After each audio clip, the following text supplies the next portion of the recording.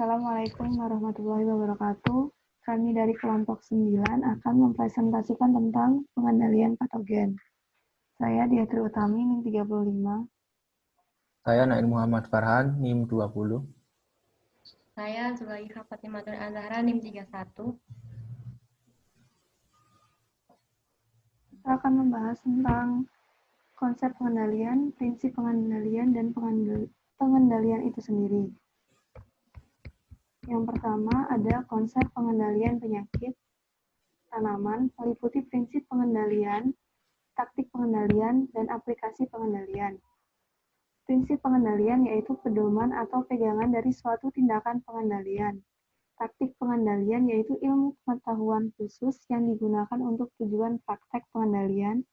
Dan aplikasi pengendalian yaitu prosedur pengendalian yang dapat dilaksanakan di lapangan. Yang kedua adalah prinsip pengendalian. Ada 4. Yang pertama yaitu eksklusi, yaitu usaha mencegah masuknya penyakit ke daerah baru. Yang kedua, eradikasi, yaitu menurunkan, menginaktifkan, atau membasmi patogen. Yang ketiga, proteksi, yaitu usaha memberi perlindungan pada tanaman atau menghalangi terjadinya kontak antara inang dengan patogen. Dan yang keempat, yaitu resistensi, atau usaha untuk mengurangi perusakan penyakit melalui inang dengan membuat ketahanan pada inang tersebut. Yang selanjutnya adalah pengendalian patogen.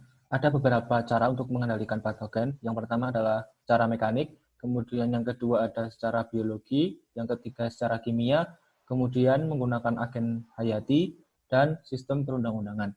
Yang pertama adalah secara mekanik. Secara mekanik ini merupakan perlakuan atau tindakan yang bertujuan untuk mematikan atau memindahkan OPT secara langsung, baik dengan tangan atau dengan bantuan alat dan bahan lainnya.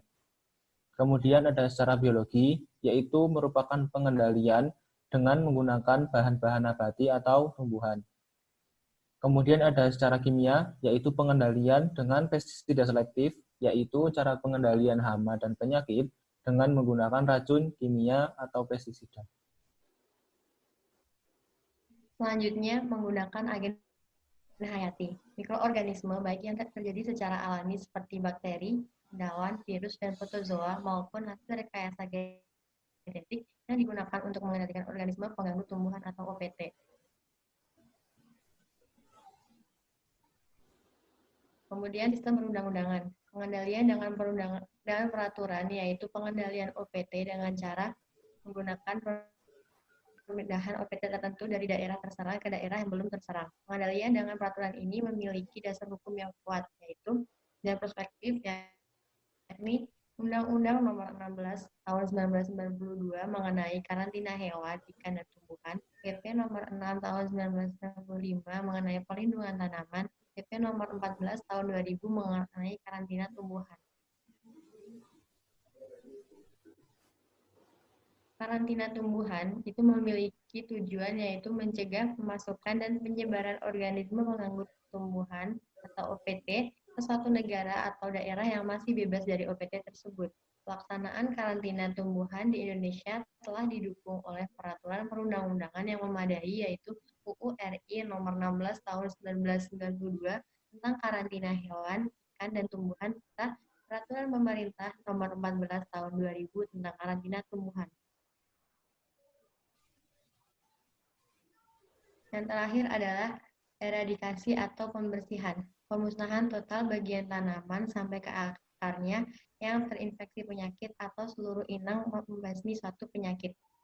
Pelaksanaan eradikasi di Indonesia didukung oleh peraturan perundang-undangan yang memadai yaitu Undang-Undang RI Nomor 12 Tahun 1992 tentang sistem budidaya tanaman. Sekian dari kelompok kami. Wassalamualaikum warahmatullahi wabarakatuh.